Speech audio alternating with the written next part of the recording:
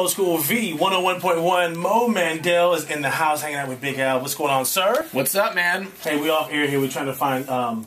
There's a story you were telling me about. You were opening up for somebody. You were gonna open up for somebody, and it was a singer. We're trying to track down who it is. Yeah, I'm trying to figure out who it was too, because I remember my agent called me. He's like, "Hey, do you want to fly to Atlanta and open up for this woman who's a singer?" And I looked her up, and she was like this really, really talented African American singer from like the '80s.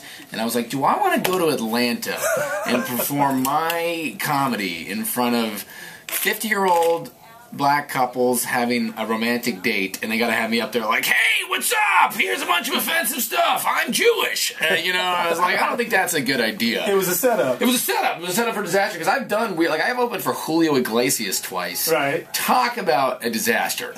Like 2 shows, 3,000 people, and in San Francisco I had to do it, and my parents wanted to go, because like, oh, Julio Iglesias will be exciting. I was like, do not go. This is going to be terrible. And of course it was. I had no business being on the show, and then after the show my dad comes up to me, he's like, don't feel bad about not doing well. I was in the bathroom and I heard a bunch of guys speaking in Spanish about how Julio was doing too many songs in English. I was like, okay, so there was your clue. There was no way that was going to go well. Oh my gosh, you know. Julio Iglesias is so funny though. One show, the first show, he brought up his saxophone player midway through the show, and he goes, in front of the whole crowd, he goes, "This man is gay." Just like out of nowhere. And he goes, if I were gay, I would be his lover, because he's such a wonderful man. But I can't be gay because I love women so much. And the crowd's like, Julio, we're on menopause. You know? And so then the next day we're at the show, and another show, and I see the saxophone player. I go up to him, I'm like, so do you guys always see that little shtick, you know, where he brings you up there? He goes, no, I'm not gay. He just said that. And he goes, every show he'll say something different. Like one show he brought me on stage and told me he had been making love to my wife. Like he's apparently at this point Julio Iglesias is so bored of touring that he just messes with his crew. And I was like, did you tell him not to? He goes, no, he pays really well. The guy doesn't even, you know, I mean, he's going to do whatever he wants. Might as well just bag on me, go ahead. And I was like, oh, God, that's a weird.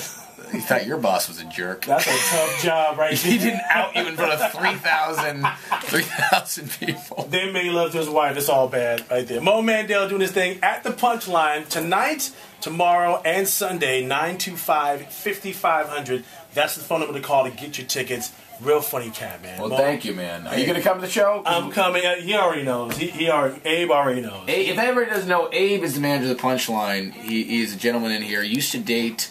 Who did you used to date? Who didn't I date? He said, Abe says, who didn't he date? And the answer is a lot of people, actually. An incredibly large amount of attractive women. He got with Sofia Vergara. Abe is telling everybody here that he used to hook up with Sofia Vergara. And just go ahead and Facebook Abe Punchline. That's not true. I think that would be very clear once you scan a few photos. I think he did date the girl who worked at the Baja Fresh over there on Arden Way. That might be true. Blasted. Oh, easy. Easy. We're on radio here. He said something very derogatory and racist.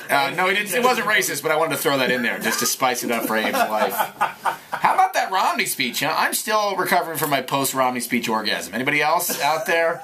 What a great speech. Man. America, we're saved. And Clint Eastwood's up there rambling away. Did anyone see that? Oh, my God. It was all bad. Clint Eastwood, like, here's what we were asking, like, because he's the most conservative, kind of, like, old Republican-y type Hollywood. I mean, I love Clint Eastwood, but, like, to have him speak at the convention, who would be the equivalent of Clint Eastwood speaking at the Democratic convention? Like Bill Cosby with Andy Dick on his shoulders?